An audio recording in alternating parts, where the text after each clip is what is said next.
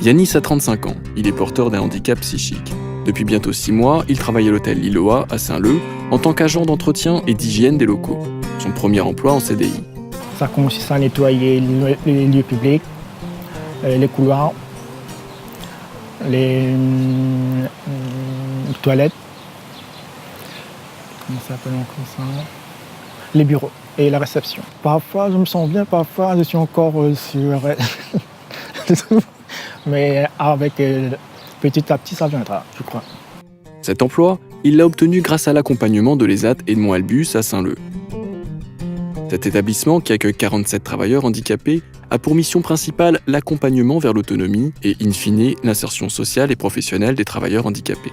Une des missions de l'ESAT, c'est l'insertion professionnelle. Nous, cette mission, c'est qu'on doit être juste une étape dans la vie d'une personne. C'est-à-dire que l'ESAT doit servir de tremplin pour l'insertion professionnelle. Pour certains, d'autres ne pourront pas ou peu être insérés en milieu ordinaire. Donc là, on vise l'autonomie et dans la vie professionnelle et dans la vie sociale. Pour Yanis, on a vu que le potentiel était là, donc on l'a positionné sur le dispositif de mise à disposition. Après seulement 8 mois en ESAT, Yanis est mis à disposition dans l'entreprise hôtelière, c'est-à-dire qu'il est accompagné et payé par l'ESAT pour travailler à Liloa. Le temps nécessaire pour Yanis d'acquérir ses compétences, de prendre ses marques dans son environnement de travail. Après 2 ans de mise à disposition, Liloa joue le jeu de l'insertion et emploie Yanis en CDI. On a eu la chance de rencontrer M. Daniel il y a 2 ans, en 2012, quand l'ESAT de Saint-Leu s'est créé. Et il nous a proposé 2 personnes pour une mise à disposition en tant qu'équipier au housekeeping. Et on a dit OK, banco. Donc il travaillait sur une base de 20 heures par semaine. Ceci pendant 2 ans. Et puis nous, on avait la possibilité de créer un poste en fin 2014, début 2015. Et là, il n'y a pas eu d'hésitation. Yanis s'imposait comme la personne à embaucher. Pour sa sœur, qui s'occupe de lui depuis plus de 5 ans, cet emploi, c'est le signe que les choses avancent pour Yanis. Il peut se débrouiller tout seul. Bon, il peut sortir. C'est vrai, pour s'exprimer, il y a un petit peu du mal. Mais rencontrer des gens, oui. Il peut aller faire les courses. Je l'inscris aussi dans le SAVS aussi. Ça le permet aussi de faire des sorties avec plusieurs personnes en dehors de chez moi, de l'ESAT aussi de Liloa, de connaître d'autres personnes. Et voilà, c'est pour ça que je suis très contente qu'il a vraiment changé. Quand je viens en arrière et quand je regarde aujourd'hui, il y a une grande différence avec Yanis. Chaque entreprise de plus de 20 salariés est soumise à l'obligation que 6% de sa masse salariale soit constituée de personnes porteuses de handicap, sous peine de payer une taxe. La relation avec les ESAT a donné l'occasion aux travailleurs handicapés de prouver qu'ils étaient tout aussi compétents qu'une personne valide. C'est tout naturellement que la direction de Liloa a largement dépassé cette obligation de quota. Déjà avec Jimmy en 2011, on était au-delà des quotas.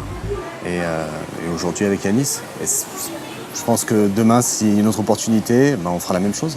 Le handicap, c'est les personnes, le regard des autres. Mais au quotidien, dans son travail, à compétences égales, je ne vois pas pourquoi je n'aurais pas embauché lui plutôt qu'un autre.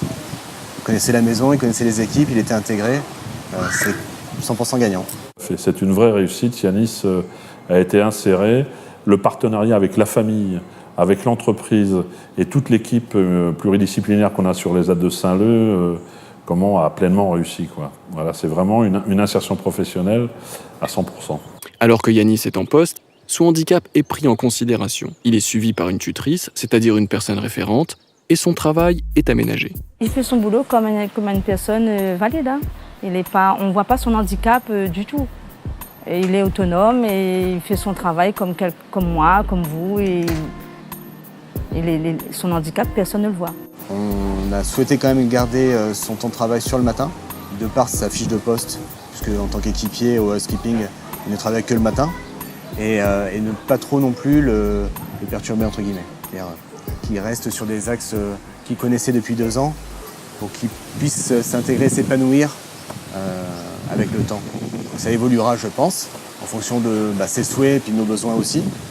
Et j'aimerais bien qu'on aille sur un contrat demain de 35 heures et 39 heures. Aujourd'hui, Yanis est indépendant. Il gagne sa vie et aide sa sœur tant financièrement que dans la vie quotidienne. Avec cette assise solide, il peut se projeter dans l'avenir. L'avenir, d'avoir chez moi des gens plus tard, et une voiture pour avoir à déplacer pour aller au travail. Mais et une femme, une copine. Grâce à une collaboration finement menée, cette insertion est une réussite pour tous. Pour Lesat, qui accomplit sa mission, l'hôtel, qui trouve un employé fiable, et Yanis, qui gagne en autonomie. Ici, tout le monde est satisfait, c'est une réussite à 300%.